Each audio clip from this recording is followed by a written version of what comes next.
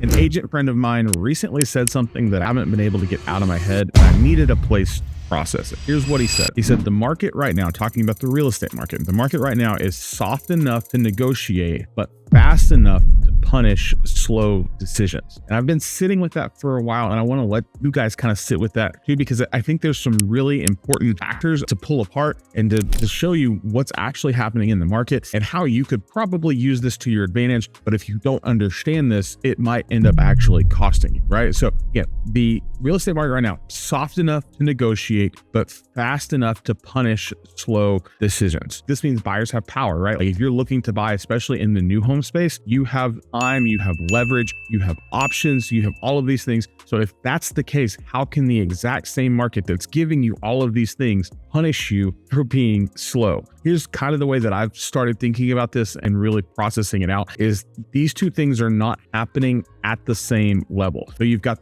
the macro level and you've got the micro level. And so we kind of have to piece those things out, right? Macro is the big picture, right? It's the overall market that everybody's talking about on the news. It's the rising inventory. It's the builders have more stuff than they can sell. It's raising inflation and mortgage rates and insurance costs. It's all of those things that are in the news, right? The micro is the one single house, the deal that's sitting right in front of you now, the one house that you found that you're trying to get every piece perfectly put together on a deal. That to me, that's the micro. The macro, big picture, super soft. The micro sitting in front of us, the softness is real. All of those things come together. You've got builders willing to do things that they might not have been able to do before or willing to do before because of the softness of the market. But underneath that, deal by deal, house by house, incentive by incentive, week by week, like things are still moving somewhat quickly in some spaces, right? We could be sitting in probably one of the softest markets in DFW that anybody's seen in years at a macro level, but the specific deals in front of us, like the rate buy downs and the closing costs and the price reductions can move at such a fast pace that if we're not ready, we're going to get taken advantage of, or we're going to get punished in that space because you didn't make the decision at the right time when it mattered. I want to break both of those things down for you and kind of give you some very, very tangible, real lived experiences on what we're seeing with this, and hopefully kind of help you at the end make some decisions with a framework that would kind of walk you through how to step into this market if you're thinking of buying a new construction home, and how to do this so you know when to run, when to move fast, and which clock is running which part of your decision making. So I want to start with, first of all, why the market is soft or softened, right? So said it kind of earlier, we have more inventory. The rates are still elevated, which is true across every single market. And as a homeowner, you probably feel that. As if you're trying to sell, you probably feel like it is hard to sell a house, right? The builders, the home builders feel that a little bit differently, right? So it's not just one single house, it's 15 houses across 30 neighborhoods. And oh yeah, we're buying into this new neighborhood that we're trying to get started, right? Or if you extrapolate that out even further, hey, we're in multiple markets. We're in Dallas, we're in Houston, we're in San Antonio, or we're a nationwide builder, right? And so the builders have these basically what they would call carrying costs, right? So every unsold spec, every home that is completed, or every piece of inventory that they have costs the builder money every single day. Construction loan interest, taxes, insurance, like all of the holding costs of paying the utilities. And for them, again, we've talked about it before, it's a churn rate, right? Like, hey, we need to sell this so that we can move on to this, or we need to close out this neighborhood so that we can start this neighborhood. And like it moves at a massive level, right? So a builder sitting on dozens and dozens of homes in a market where other builders are also sitting on dozens of homes creates this softness in the market to where it's like, we're just not sure what we have to do, or how do we have to sell homes, or what can we do to make happen? And then all of a sudden you're sitting as a buyer with so much advantage because you have so many options. And then you take it a step further and you start looking at some of the publicly traded builders or some of the big national builders, and they have to answer, like they all have quarterly targets that they have to answer for. They have shareholder meetings that they have to explain, why are we missing targets? Why are we missing goals? And why are we not selling houses? Is a soft market for them is something they have to explain. And those are the places where the pressure starts to build up on that rep, which then changes and extends what they're allowed to to offer you in terms of a deal or as working in the transaction, right? So here's what I will tell you. If we look at this as a whole and we say, hey, it's a buyer's market, this would mean we see builders having more flexibility and more willingness to move on incentives and inventory, and like they're getting creative with some of the things that they're doing. I actually want to show you some of the receipts and kind of talk you through, like, this is very real experience. I've got 3 different things I want to kind of reference, and then we're going to come back to them as we move through this video. So receipt number 1, now I'm going to show you why it's soft, and here's some of the things that the builders are doing. I got an email the other day, and I'm just going to read to you. I just want to tell you what the email is. Your path home special financing. We have attention agents. We have 10 inventory homes across DFW that are featured below that currently qualify for our limited time 3.99%. And I said 3.99% interest rate offer. If your buyers have been waiting for the right combination of location, move-in readiness, and affordability, now is the time to take a closer look. Inventory is limited and won't last forever. Well, it might. They're trying to create scarcity where there is no scarcity. Explore the available homes. And so I'm sitting here looking at it, and it's stuff like anything from, 380, 400, 500, 509, 660, 524. So 10 homes across their entire portfolio where they probably have 60 to 70 inventory homes. So they're taking 10 of them. Well, what does that say? Those are probably their 10 oldest inventory homes that they've probably been sitting on the longest. Sometimes you will hear the term loss leader, right? Like, this is the home that they're like, hey, we just got to get this home sold. 10 inventory homes that qualify for a 3.99 rate. And so then I go in and I'm like, you start reading the fine print, right? And I just scroll down and I start reading the fine print. So you start looking at it and it's like, hey, this scenario is, as of this date, the loan program we're talking about is a 5-1 ARM. And if you're not familiar with that term, ARM is adjustable rate mortgage, right? So we've seen a lot of different avenues on how builders are trying to sell homes. We've seen temporary buy downs where it's a 3-2-1. We've seen permanent, like, rate locked buy downs. And now we're starting to see these adjustable rate mortgages. So first 5 years is a 3.99% rate. And then it could potentially adjust back up with a 1% adjustment every 12 months with a lifetime cap of 8.99%, which is wild. You take it. So like, okay, so why are they doing this? They're trying to sell homes and they're betting on the rate market getting better in the next 5 years. And so what they're doing, it's not necessarily bad. They're just trying to find a way to work in a soft market where they can stand out, where they can make their homes stand out, and you'll want to buy because they're looking at this lower payment, right? So 10 inventory homes with a 3.99 first 5 years, or, and I love actually the better one in here is a fixed 4.75 30-year note with a seller concession of up to 6% of the sales price. That's a very real email. And like, that's not the only one. I could probably go through and find you 10 others of other builders that are offering similar scenarios because they need to move inventory, right? They're sitting on homes that are costing them thousands of dollars a month in holding costs, or they need to churn so that they can start a new project. That's scenario 1. The other scenario is some other very real data that we experienced with some clients over the last weekend. So these are 2 very different deals. And I want to walk you through kind of the process of what happened in these transactions so that you can see kind of the picture that I'm trying to paint for you. So the deal number 1, this was a inventory home. So this is a neighborhood. It's an established neighborhood that the builder's been building in for several years. They had a handful, like a large handful of inventory homes, like complete move-in ready homes sitting in this neighborhood, and they're trying to get them moving, right? So list price on this home was $932. If you went on their website, you could find it, $932,000. It had already been discounted significantly. So it went from $932 to $799. By the time we were done with the transaction and the contract that was signed, I'm just going to tell you where we got to. Contract, so it was listed at $932. It dropped to $799. We went under contract. Our buyers went under contract at $769. So $163,000 of where they originally had it listed, plus a fixed 30-year 5.49 rate, which is about 1.5% lower than what we're seeing in the market right now. So that is a significant cost to the builder, plus blinds, plus appliances, and $5,400 in additional closing costs. So add all of those things together, we're in the $200,000 saved, and probably even more than that once you calculate what they're saving monthly on the life of the loan at that 5.49. And it's costing that builder probably anywhere between $20,000 and $40,000 to buy that rate. That was deal number 1. Deal number 2. So we've gone from, hey, we've got the 10 inventories at 3.99 to this 932 that we got at 769. Deal number 2, opposite side of the Metroplex, different builder. This was a build job. So these clients, they're going to build and they're going to go through the full process of putting everything that they want into their house and working it out. This was an under $400,000 deal, under $400,000. The weekend started with a design credit of $10,000 and $20,000 in closing costs. By the time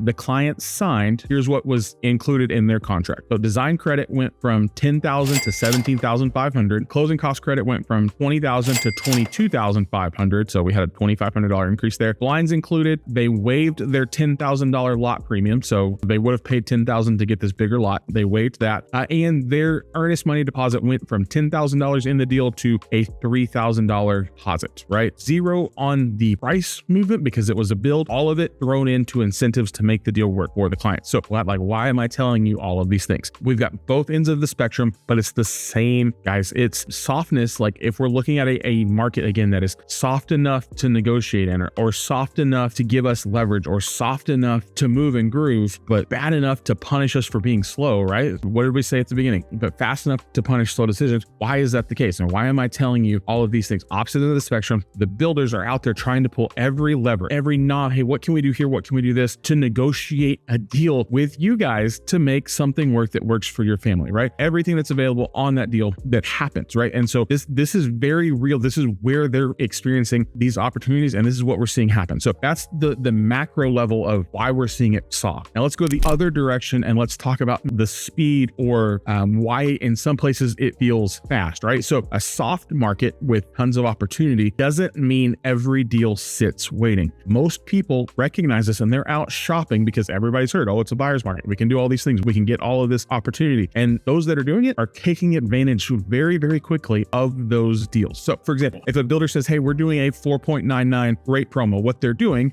we can get into this math in a whole other video, but what they're doing is they're pre-buying that rate. And they're saying, hey, we're going to spend $5 million. We're going to spend $10 million with our lender to get that rate. And then every time we write a transaction, every time we write a contract, we're pulling back out of that money so that we're just like chipping back away at that money. And so if the builder says, hey, you know what, we've only got $1 million left of 4.99. So the first to write the contract is going to get it. And if there's none left, there's none left. And that is a very real thing, right? Incentive dollars change week to week on specific homes, and sometimes faster, sometimes day to day. A rate buy down, again, like we talked about, could run out, or it's tied to a very specific home. So like, hey, in the case of that email, there are 10 homes. If you're like, hey, I don't like this home, but I like that home. Can we get the rate buy down? Maybe, maybe not, but they're advertising it for those specific homes, right? Here's the thing. The house is not going anywhere unless somebody else decides to buy it. The numbers inside the deal and the numbers inside the transaction, those are what's going to change. At the same time, builders are not going to wait forever for you to make a decision. Yes, they're going to be flexible and work things out on your timeline. But if somebody else walks in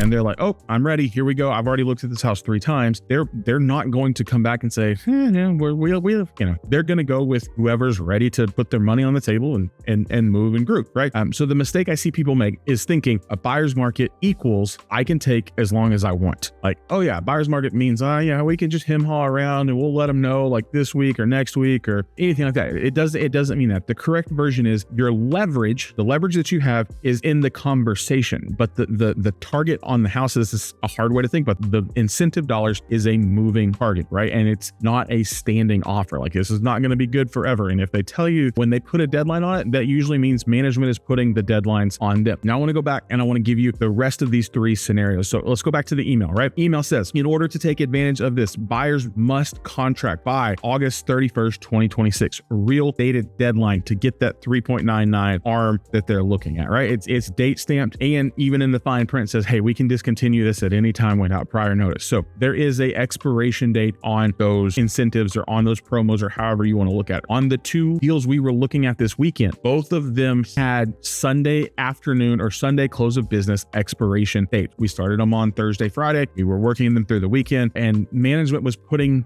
the pressure on the salesperson, who then was, turning around and putting that to us. Hey, these have to happen by this time or we can't do this. And in one of them, the build, it was like, hey, if we can get it done by this time, we can raise the number to X, right? That was part of the lot premium conversation. If we can get it done by this weekend, we're willing to waive their lot premium. If they're not ready to move forward, we're putting the lot premium back in. Now, what I don't know is if we would have waited till Tuesday, would they still have put that back in? I don't know. Our buyers were not willing to take that chance. Same thing on the inventory home, say, hey, if we don't do this, we're going to lose the 5.49 because we know it expires starting this next week. So are they willing to take that chance? I can't make that decision. My job is just to give you the information and help you navigate when they're actually pushing and it's legit, and when they're just being like, hey, we're just going to push just to make it work, right? Both of them were dated. Same thing with the email was dated. And then you kind of go back in here as well, and you look at the email and says, hey, financing requires preferred lender, preferred title company. Most builders are going to require that with their incentives because of how they structure those deals. That money was already spent with that lender to get that specific rate. So you bringing in your lender, they're not going to be able to do any of those things with that exact number. So it is tied, they're in-house. So this is not the card that you hold back. This is like, hey, we're evaluating this package as a whole to kind of understand how it makes sense for you as you're, deciding on the house and the things that you're going to work on. So like I said earlier, 5.99 was a 5-year teaser, and it could adjust after that. 4.75, in my opinion, probably was the better offer, but you've got to go in and read and get past the big flashy number always and just see what makes the most sense. So back to those two deals. Timeline happens as of, Sunday, right? In those specific scenarios, it was the end of July. So it's like, hey, we need to get these done by the end of July. And I can't tell you how many times like we've been working conversation sales reps, and then they'll text and say, hey, management told me we're 10 contracts short in our division this week. Anything you're working on, what can we do to get it over the finish line? Like that happens. That internal pressure that the builders put on is very, very real. And then the sales rep feels that, or they're like, hey, you know what? I haven't really sold a house in a while. What can I do? Like, what can I get them to say yes to that makes sense for us? And what will management, am I willing to get into a little bit of trouble? Like in one of the deals, he's like, we'll drop the deposit way down. And I'm like, dude, are you sure? He's like, yeah, if it gets it done, like, what are they going to do? What am I going to get in trouble? I'm like, okay. And so they're getting this conversation, right? Like this is very real internal pressure for them. Hey, we're short. We need to get these over the finish lines. I've seen it enough times to like believe it. This is not like the law. This is not absolute. I just know it happens enough time with their internal metrics and their internal numbers. Hey, we're getting to the end of a quarter. This house needs to be gone, or we're loading up for the end of the year. Like, what can we do to make anything that we can close by the end of the year? Where can we get? This is the end of the month. We're slow here. And then the question always happens. I think it's curious because I don't believe they're going to sell all 10. I think they might sell 6 of them, but if we get to the end of August, so then the question is what happens, right? And so everybody always asks, well, Zach, is the deal going to get better? Is the deal going to get worse? And I just stand there and I'm like,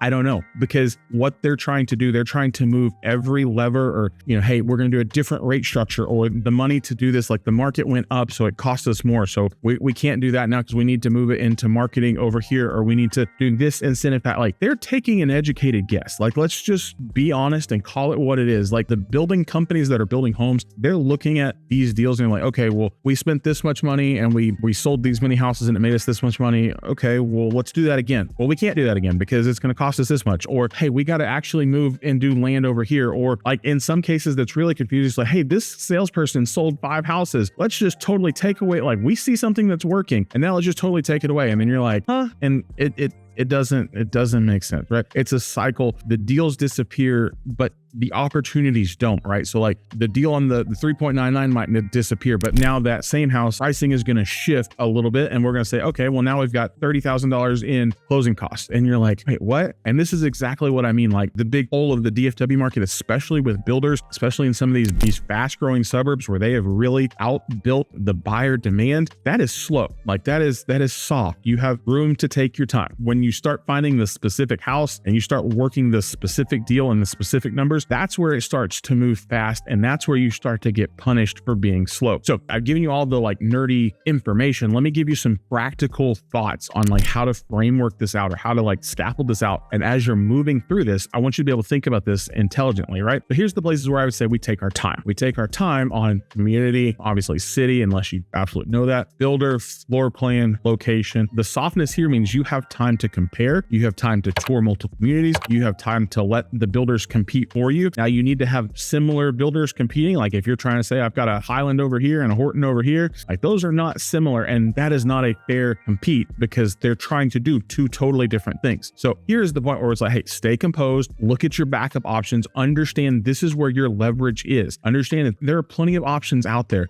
unless you just get like hyper narrow. It's like, hey, we have to be this specific community with this specific builder, this specific, like then your options start to shorten, right? But if that's not you, you have time to work through those comparisons and see what fits for you. Now, here's where we start to move fast. Once we have found the home or we have found the neighborhood, working through the incentives and working through the structure of the deal on a specific home, that is a fast moving process that is probably tied to a timing window. Once you find the deal and you find the house, this is the moment the clock starts to really speed up, because what happens is it's like, hey, we're working on this deal. And it's like, well, what can we do to get it over the finish line? It's like, we got to, maybe they need this, or and we need to figure out the payment, or we need to figure out this. And then it's like, okay, and you're like, wait. And you're like, hold on, slow down. And this is where you just kind of have to process the information as quick as you can, process and understand what the deal is that we're getting, to understand, hey, does this make the most sense for me and my family? And here's where I'm going to tell you, you have to move fast, but you have to move strategic. And what I mean by that is I want you to get the best deal possible, but I never want to be the one putting the pressure on you to say, hey, because this is a massive decision. This is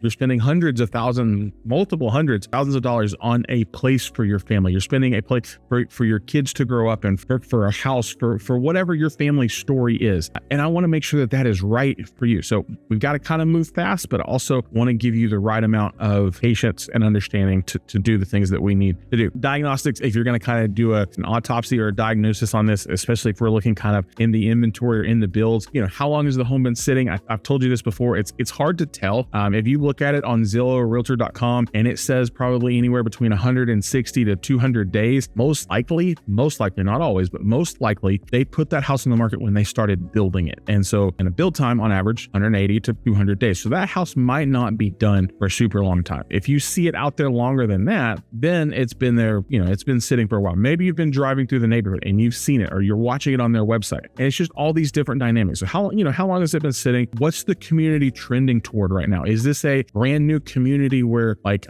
have a sales rep friend, we were talking about a deal and I'm like, hey, do you think they'll do this? And she's like, I don't have to negotiate on anything right now. I've sold 30 houses and we don't have a model. And I'm like, oh, okay. So y'all are moving and grooving. And then I've got other places where it's like, man, I can't even get traffic in here. I haven't seen anybody in a week. I'm like, oh, okay. Well, let's use that to our advantage, right? So you have to kind of understand the trending directions of the community. What phase are you buying into? And what does this incentive actually require, right? Hey, do I have to have a 720 credit score and I have to put 20% down to take a conventional loan? Or is this an FHA deal? All of those things kind of come in together. Those tell you how your offer is going to kind of come together and work in a sense. Is this a quick moving offer? Is this a, something that's going to take us some time? What is that, right? Softness, again, gives you leverage in the relationship. This is important. Speed is the specifics of the deal. The leverage is the relationship and the time. And you have to be able to separate those two things. As builders move and change incentives, we've talked about this kind of before, but again, changing incentives is more beneficial to them than changing pricing, right? Price protects the community comps. So incentives usually change before the price does, because those can get rolled into the transaction, and then it protects their movement going forward. Hey, we need to sell the next piece of the neighbor. Which lever moves kind of depends on build versus inventory, and all of those things come together. But I also do want to give you, again, some guardrails as at some point, again, it's going to move quickly. We outlined, hey, I'll have a house on Friday, by Sunday, we're under contract. We've got everything good to go. But moving fast doesn't mean stopping and not doing your homework, right? This doesn't mean we're skipping inspection processes. This doesn't mean you're not running your own numbers. This doesn't mean we're not taking time to stop and pray about it, right? We had that conversation this weekend, hey, we need to pray through this. I am all about it. We got to stop and we're going to pray, make sure this is the right fit for our family. Moving fast doesn't mean not doing our homework. Moving fast doesn't mean, again, removing the guardrails. We're not doing inspections, and we would do an inspection after you're under contract. That's kind of part of it, right? Speed is not about sitting on a deal you've already vetted. It's about not rushing the vetting yourself. And that's super important. So, but I got to tell you, I've given you kind of the framework on what to do and how to do and what to think about and what questions to ask. But if I can be honest with you for a moment, I would appreciate the candor, and I know I would appreciate this. A lot of this it's got to come out of, it's more than just watching their website and walking into a model home. It comes out of conversations. It comes out of getting the emails from all the different builders. It comes out of knowing the sales reps and knowing how to ask the right questions. And if you're watching, you need to be watching this every single week if you want to be effective in in this. And this is, again, just kind of the pitch of like, hey, I'm here to help. This is what we do. This is how our team works. We kind of function in this space and do exclusively new homes. So if I can help with that, I want to be able to do that. If I can, and then recap this and kind of summarize it all together, it's soft at the macro level because of the carrying costs, because of the rising inventory, because even in a growth market like DFW, builders are putting a lot of inventory on the ground and the builder pressure. It's soft at the macro level. At the micro level, it moves quickly because of how the incentives are spent or how the deals are structured and how you have other people in the market moving around you. And that's how you kind of understand and build out your framework. If you want somebody who's kind of spending the real time watching this and seeing with real data what's happening, I would love to help you. And if not, if you're like, hey, I can go do this on your own, I want you to go do it. And I wish you as much success as I possibly can. Again, real estate market in DFW right now is summed up in this, or especially new homes, is summed up in the thought, the market right now is soft enough for you to negotiate and get a great deal, but fast enough to punish slow decisions and decisiveness.